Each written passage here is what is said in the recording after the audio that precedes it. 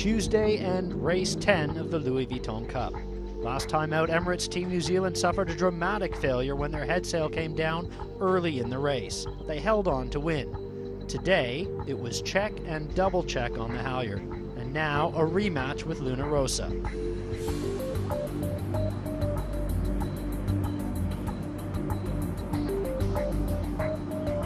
Today's race was all about the start.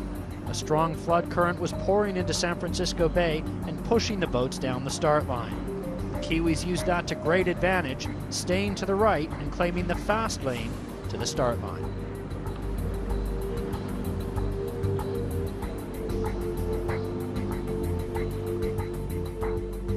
Luna Rossa are definitely going to be late, and Luna Rossa sailing in the bad air of Emirates Team New Zealand. That is slowing them down too. This is a mistake definitely from the Italians.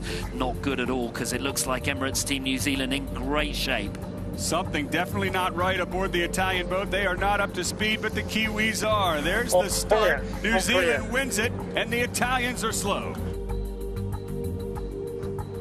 After the start, New Zealand never looked back.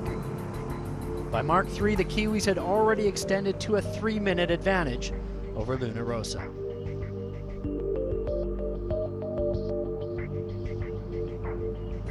One lap later, and the New Zealanders had doubled that margin to over 6 minutes. Give them a cheer, folks. They can hear you just popping right up on the foils and crossing the line. It's Emirates Team New Zealand. Wow, look at the speed of that. That is unbelievable as they come foiling right in towards us. Everyone with their cameras up.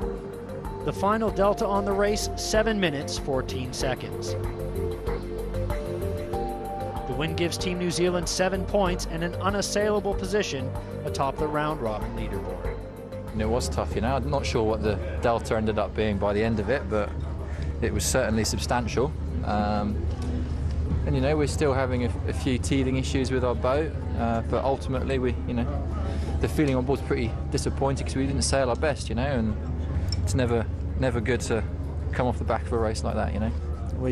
We had a nice entry, and I think they were a little bit late, so we ended up quite close on their stern after the jibe, and so we're able to put a bit of pressure on them.